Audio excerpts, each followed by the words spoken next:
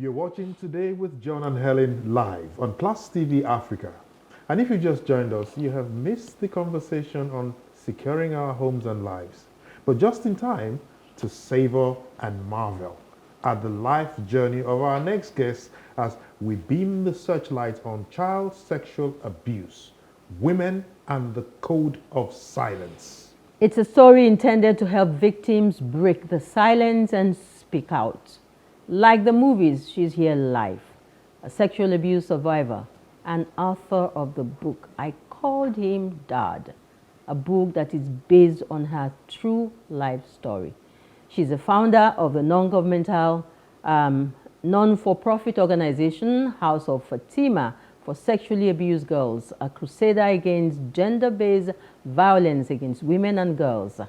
Welcome to the family show, Fatima Ada Ishiaku, a survivor and not a victim. Here you are, flesh and blood. I've looked forward to having this conversation with you. Thank you so much for making time to be here. No, thank you. Thank you. Thank you for having me. Saying they say is believing, and we are honored to have you. Let's get right to it. Thank you for having me. It's a honor. Raped. You've been raped by the Yes. one you call daddy Yes. at a tender age of Yes. 7? Between 7? It started at the age of 5. Well, at the age of 5, he was actually using his finger on me Okay. Wow. to expand me for 2 years. And, You attempted suicide? and you've attempted suicide many, So many times. You've lived on alcohol Yes. and be treated badly Badly by by your society. own mother. And my Now, mother. tell us the rest of the story in summary. Okay. You guys promise you will make me cry on set In a nutshell. today. Okay, I'm just joking do it. now. You're a survivor. You won't cry. I joke a little when I do Yeah, things like do it. this. Yeah, That's how other victims, like, okay, you can actually joke and laugh with your story. That's part of the process of recovery. Yeah. Okay, my name is Fatima Ada Ishiaku. My biological dad is from Kebbi. My mom is from Abia State, and my stepfather was That's from where the Ada Kogi. comes in. Yes. I thought you were Benue because we are dads. So I'm a sexual abuse survivor from the age of 5 till I was 14. And from the age of 5 to 7, he wasn't actually penetrating inside of me. He was using his finger on me for 2 years, whereby he threatened me with figurines that when you tell your mother, I'm going to kill you, I'm going to kill your mom. But at the age of 7, that was when he actually penetrated inside of me. And that was one of the most painful experiences I keep telling everybody that I've ever experienced in my life. Because going through rape, I was bullied by him. I was stigmatized. I was called stinking. I was called ugly. I was called dirty. And he kept raping me. One of the things that he did during the process of raping me was to make my mother hate me. And so many times, I tried to pass a message to my mother, like, look, I'm This going is through happening to pain. me. This is what is happening. This is what is going on. And my mother would just push me away, speaking in Igbo language. Or like, useless, get out from this place. It has made my mom hate me. So even while my mom was still alive, I tried to commit suicide so many times. And I'll just wake up strong. And one time, he was trying to defy me. I started running away from the house before age 11. I'll go away for like 3 days. They'll look for me. Come back. My mother will beat me, break my head, put pepper in my vagina. And I still have scars that still remind me of the thing that I went through in the hand of my mother. Sometimes it's not even the rape that affects me. Sometimes when I look at the scars that I have through my mother, those things remind me of the rape that I went through. And it brings me back so many sad memories. So one time he was trying to defy me and I started fighting. And he beats me. My mom came back. My mom asked him that, why did you beat Fatih this way? And he lied to my mother. He said he saw me kissing the boy. My mom instantly believed him. And she beats me. That was when she cut my hand. And she never took me to the hospital. She just got a bowl. There's a white basin. Just put my hand inside and I was bleeding. It was neighbors that came to tie my hand. And neighbors noticed that something was actually going on. She had broken my head, put pepper in my vagina. I find it almost impossible to believe that you're talking about a mother who got pregnant for you, carried you, felt you, that link, that communication, that mother-child relationship and affection, even before you came forth. I feel like it can't be a mother who gave birth to you, because you have tears in your eyes already. My mom is one of the most kind women. Everybody know her in the barracks. I grew in the military barracks. My mom can never hurt anybody's child. That was her third marriage. And I don't know if my mom was under a spell. Okay. Because one thing I know about my mom, if people know, if in the barracks then, people know how good my mother was. So if I want to say my mother treated anybody bad in life, it's me. Okay. Great. So I just feel she was being manipulated under spell. And I told her, I said, the day you find out that everything that is... Then I didn't know it wasn't my biological father. I said, the day you find out that everything that was telling you about me are all lies, that you're going to cry your life out. Okay, we are more about solutions now. You know, it's a good thing you're giving us the background. But before we even go into the solutions, we want to know the why, you know, about this journey that you're on. You're a crusader for the protection of children against sexual abuse. And that journey is a torturous one. It's never... Why have you decided to walk that path? Okay. People that know me, I don't lie. I never wanted to do this. I never wanted to come out and rescue anybody, because at the end of the day, speaking as a victim, my engagement called off twice. Because don't talk about it. My mother said you're a taboo, you're a bad luck, you're a witch. So that was the reason why I decided I'm not going to get married or have children. So it was 2016, and I went to my friend Dorichina Sariole. She's a movie producer and a scriptwriter. I went to her movie premiere in America, Orlando. And in the movie premiere, I called the movie Benevolence. After showcasing her own movie, there's another actress, popular actress, Doris Simon, also have a movie that has to do with rape and malaria, where the child died of malaria. When it was time for question and answer, we answer my friend Dorichina Sariole own question. When it was not time for our own answer. I mean, I'm this kind of person that I always want to, when I see things that was wrong, I will talk. And our parents in diaspora, we're not even talking about the rape. We're talking about malaria. Oh, our children are dying in America, in Africa. What are you going to do? Our family are dying, this malaria stuff. And as a victim, I became pale. Do you mean even in America, if I want to stay in America, so nobody can protect me? So that's me, every time I'm hearing about them is lies. I became pale. And at that moment, I was crying. I couldn't hold the pain, and I raised my hand. The owner of the gallery is Uncle Tim. They call it Three Mass Gallery, an African gallery where you find all the Asian girls and African clothes and everything. So you ask a question? Yes, Uncle Tim now said, she give me the mic. And I said, sorry, Sister Doris. That's Simon. Yeah. I said, this movie is not about... My friend Doris, I really know me that I will talk. I said, this movie is not all about malaria. There's two key elements in this movie. It has to do with rape. I said, what are you celebrating doing about it? I said, I'm so surprised as our parents in diaspora, I was shying away from the truth. I said, look at me. And I shared my story. So you decided from that point going forward that you are going to fight this battle? No, I didn't decide. Okay. So luckily for me, there was a very stubborn professor, Raphael Jackson, an elderly man, was there. Okay. When we're done it, see, Fatima come out. Your sister have told me so much about when she come to America, but you have to write your book about your story. Okay. I laughed. I said, I will never. So I explained my life to him. I explained how I've been bullied, stigmatized by friends. I heard my story. And they, when I passed, they say, hey, my husband and this virgin. So I said, they want me to come out and come and tell the world. So that's how come you wrote your book? Yes. So he said, you must do it. Okay. So that's how I wrote my book. It was a very traumatic experience. I was in America writing the book. Okay, apart from the book, there are other ways where you fight this cause.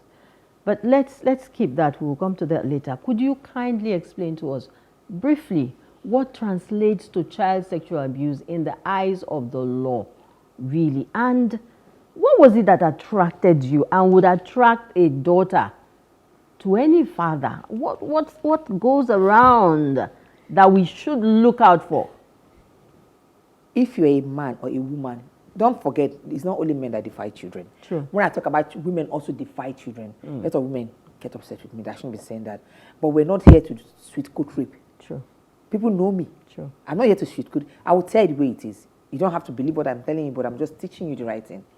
Now, if you're a man or a woman that don't have self-control, you're going to defy children. And a lot of times, this fault comes from Muslim mothers. Okay, you want to get married to a man because you've been bullied by society, you're getting old, you have to get married. You don't care, you don't want to check the background of the man. If his wife beat her, if he has been a rapist. I know a lady that married a rapist, and she said, I will change him, even while I was violating her daughter. So she's like, you do not check all those mental things. And most people have this mental disorder. That's what I call it. It's that a mental disorder. When you sleep with a younger girl or a younger boy, it makes you look fresh or young. Wow. Yes. So if you don't, or the little girl body is more tighter. They feel that way. Yes, than the older women. So you don't know that if you don't eat, if you sleep with only 1 million young girls, if you don't eat healthy, you know. So And you can't find the 1 million young girls out, but your own daughter. And some of them don't actually do it ordinary. Yeah. They do it for spiritual purpose, for money ritual purpose. So they tend to go for their own biological. So you see, you're saying to us that it's most times it's a mental disorder and it's for diabolical reasons. Okay, now let's quickly ask you, because a lot of times we want to expect to see women, come out and protect mothers, come out and protect their children. Why mothers? What's the role of fathers? Every father also needs to play a role in the life of their children. If you're a father, you get married to a girl, or you dating her, she became pregnant, don't just neglect that child. Don't leave the responsibility of that child to another man to take care of. Because at the end of the day, and men that, you go to work, I think as a father, you need to sit your daughters. I love daughters that are close to their fathers. You need to sit with your daughter. You need to teach them. You need to educate them. Tell them why they need to speak out. I think children listen to their father more than their mother. They're scared of their father more than their mom. Because if father have a way to talk to you, mother have a way of yelling. Now, if you're a father, from young age, take your children out. Okay. It's not all about you going out with your friends. Okay. Take your daughter out, take your son out. You need to educate them. Teach them what it means not to be scared at a very younger age. And teach them to speak out. One thing I keep telling everybody, that a child mind is very, very easy to manipulate. Yeah. Once you start manipulating a child mind at a very tender age, you've captured that child. Okay. So when you start teaching your child how to be bold, how to be courageous, I'm strong, I'm powerful, I'm not scared. Take your children, if you have a child that is weak, take that child to go and learn martial art.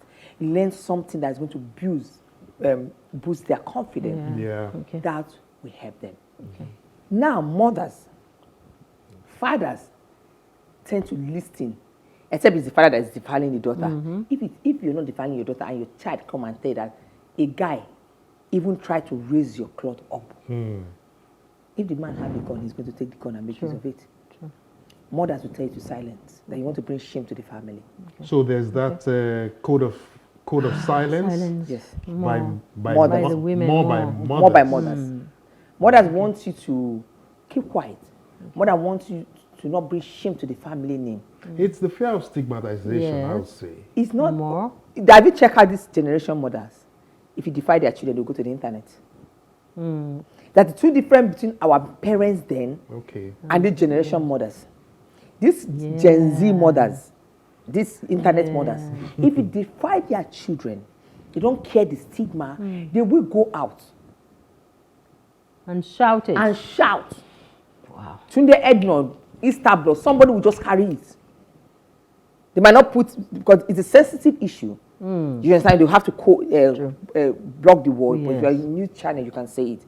They will carry it. Bloggers will carry it. Okay. Like the guy that just gang raped a small girl in Anambra, was raping her, beating her, post on internet. They're looking for him now.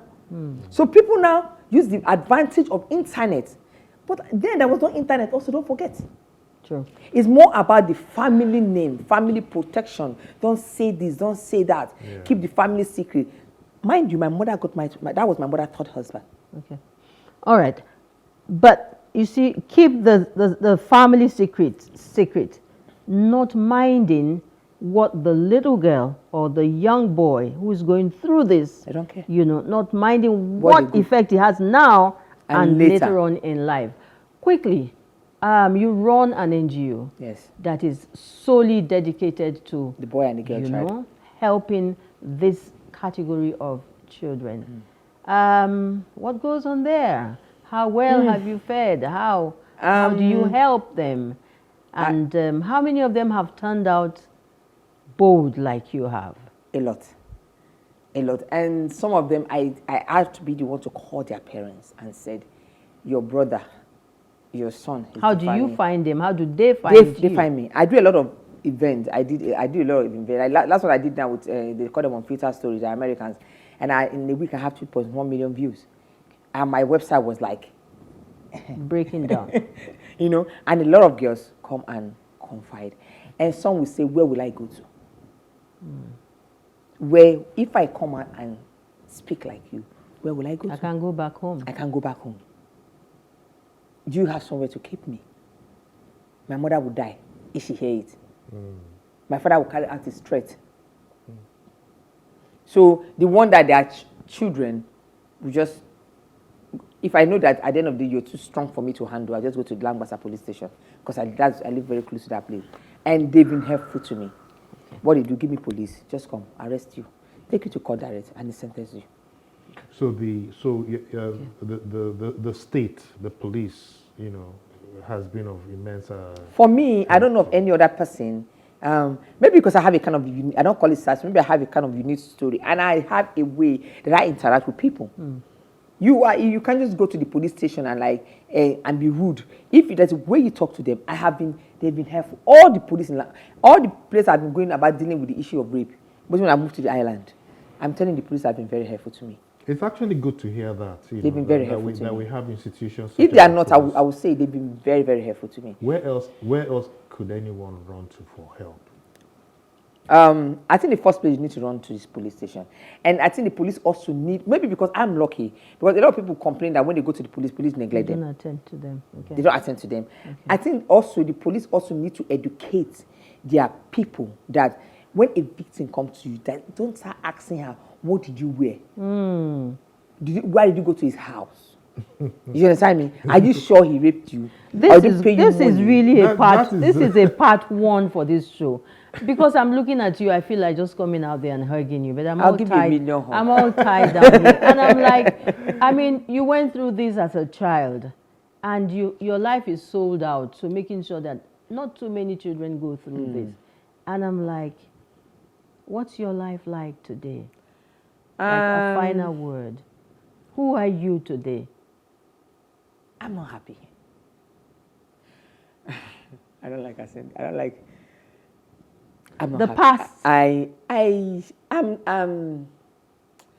I'm still a sad girl, and for the fact that oh God, for the fact that I do things that I do to help people, I'm not a happy girl. That's why, but I'm lucky to have friends like Doris, like my producer, the best in the world, Lafa, Peter, Mr. Anthony, Oje Foundation, Dr. Martin, then the first lady of Imo State. My God. Okay. Then Yaya Bello, then Oni of Ife. Like I said, yes. this is So I've the part had one. people that have helped me. Do you understand? And they know when I go through pain. Mostly Lafa. Okay. Well, All right. we want to celebrate your boldness. Yes. And we want to say to you right here and now that we're very proud of you. Thank you. Thank you. Okay, you've written Thank a you. book.